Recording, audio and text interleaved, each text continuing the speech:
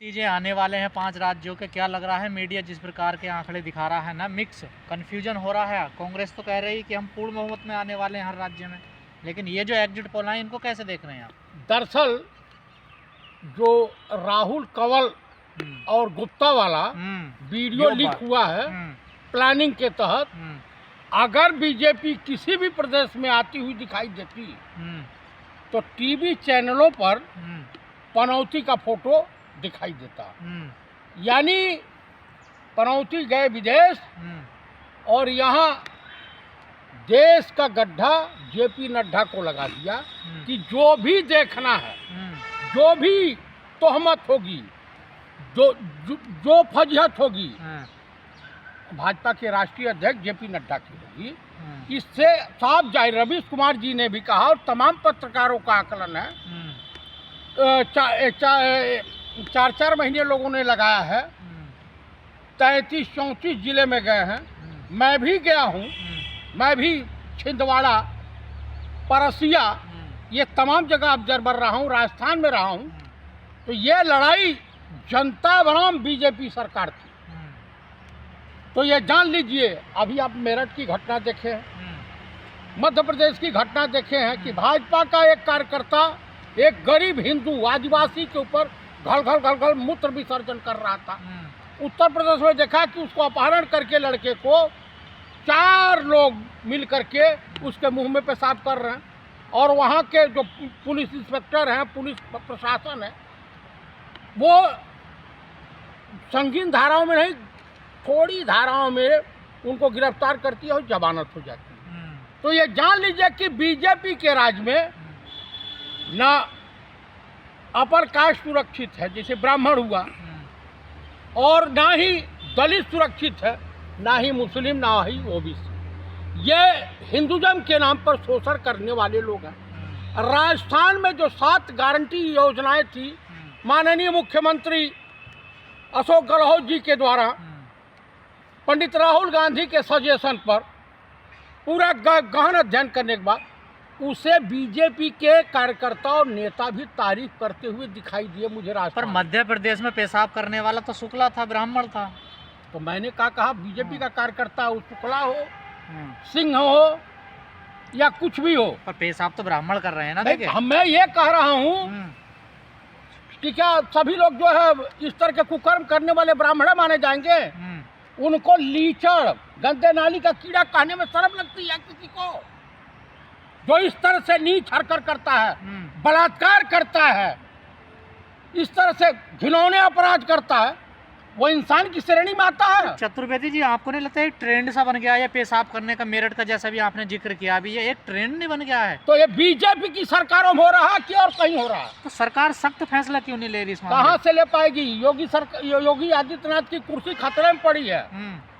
अब तो वहाँ ओबीसी मुख्यमंत्री चाहिए, ये प्लान है।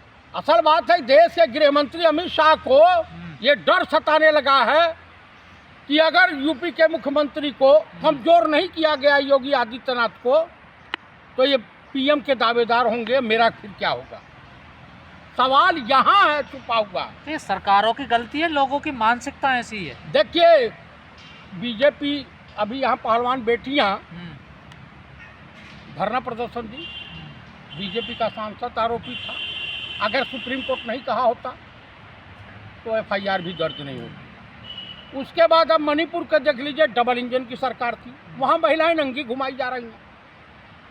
अब उत्तर प्रदेश में कानपुर की घटना को याद कीजिए, 2 ब्राह्मण माँ बेटी को उत्तर प्रदेश के अधिकारियों द्वारा जिंदा जला दिया गया। क्या कार्रवाई हुई? यानी कमजोर, निर्बल, धनविहीन लोगों को ये सरकार उनका शोषण कर रही है और कह रही हिंदुओं की सरकार है। राम मंदिर बनवा रहे हैं, कोई आसान कर रहे हैं? राम मंदिर की आड़ में आप बलात्कार को बढ़ावा देंगे? राम मंदिर की आड़ में आप जनता का शोषण करेंगे? आप कह रहे हैं कि कमजोरों के ऊपर अत्याचार होता है। हाँ, राष्ट्रपति तो राष्ट्रपति, भारत के प्रथम नागरिक हो गए, उनको भी मंदिर में नहीं जाने दिया था। देखिए, तो उनका भी शोषण नहीं हुआ? देखिए भाई, मैं यही तो मैं कह रहा हूँ कि जब देश की राष्ट्रपति, प्रथम नागरिक अपमानित हो रही हैं तो ऐसे प्रधानमंत्री को चुल्लू भर पानी में डूब के मर जाना चाहिए। 21वीं सदी में हम जी रहे हैं। अभी घटना आई है बदायूं की, वहाँ पर एक दलित ने पानी पी लिया ठाकुर के नल से, उसे पीट पीट के मार दिया। आपने भी सुनी होगी वो घटना। मैंने सुनी है। हाँ। तो इस पे बताइए माननीय मुख्यमंत्री योगी आदित्यनाथ की सरकार ने या उन्होंने क्या एक्शन लिया है? और कहीं टीवी चैनलों पे आपको दिखाई दे रहा है? नहीं दे रहा है। तो ऐसी विश्वगुरु बनेंगे हम, विश्व गुरु। अरे हिंदुस्तान के हाथ में कटोरा है भीख मांगने के लिए, बाकी कुछ बचा नहीं है। इस देश की जनता गुनहगार है।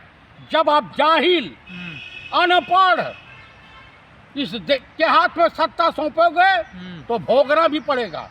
आप बताइए, इनका राष्ट्रीय अध्यक्ष कह रहा है जाकर के तमिलनाडु में कि एम्स 95% बन गया फला जगह। बाबू वहाँ एक एमपी कांग्रेस के ढूंढ रहे हैं तो पूरी सपाट जमीन पड़ी हुई, एक पत्थर नहीं रखा गया।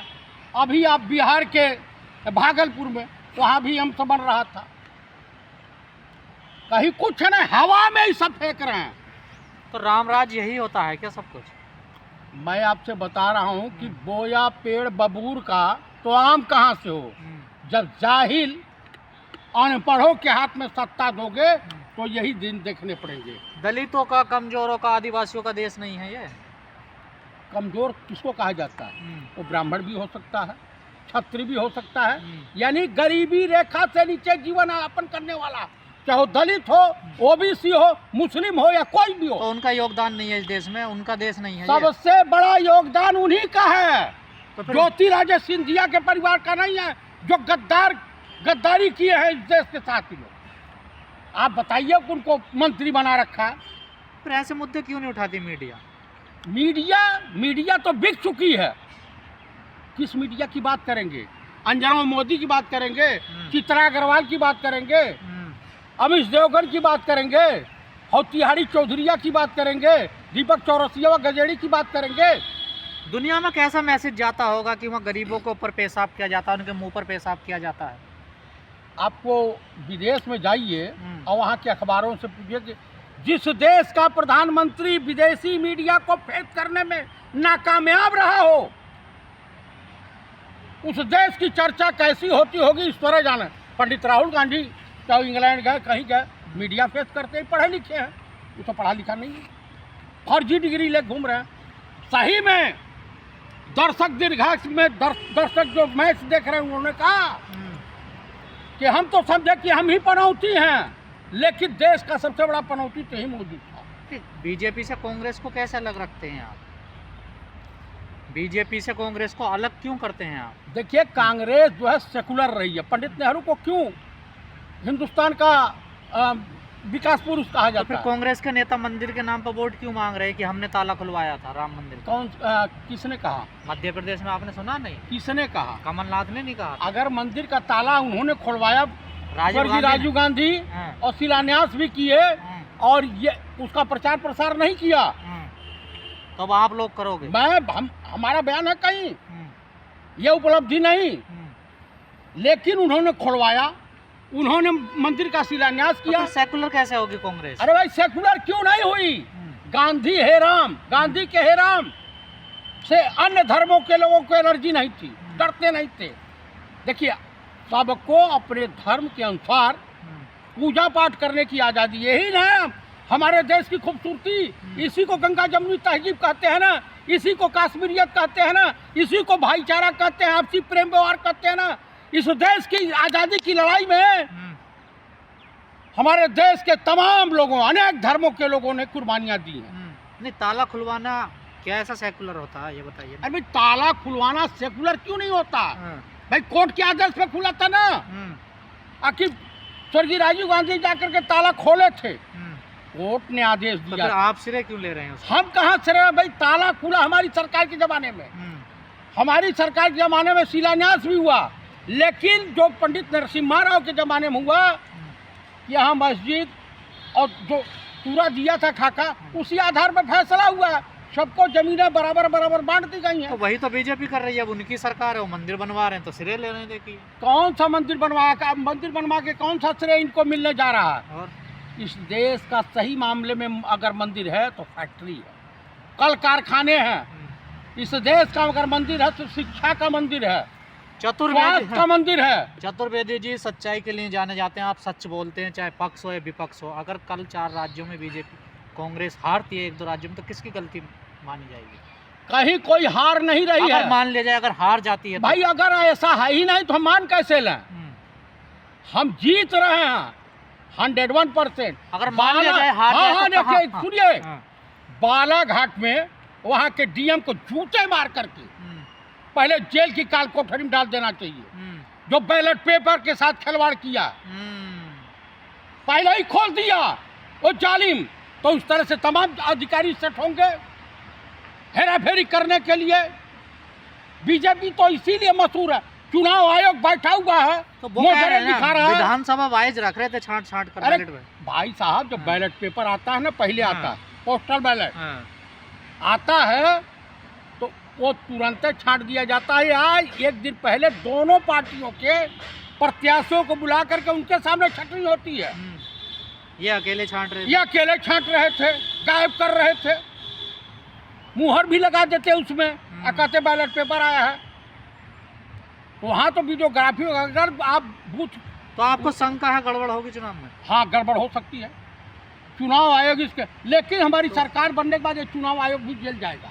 उसकी तैयारी क्या है आप लोगों की उस गड़बड़ से बचने के लिए कांग्रेस? भाई साहब चारों तरफ से पब्लिक अब वहाँ पहरे शुरू से दे ही रही है, और चारों तरफ से इनकी तमाम ईवीएम जो फ्री की पकड़ी गई हैं, ला रहे थे रखने के लिए कि प्राइवेट गाड़ियों में भर भर के, तमाम ईवीएम पकड़ी गई हैं, तोड़ी गई हैं, फोड़ी गई हैं।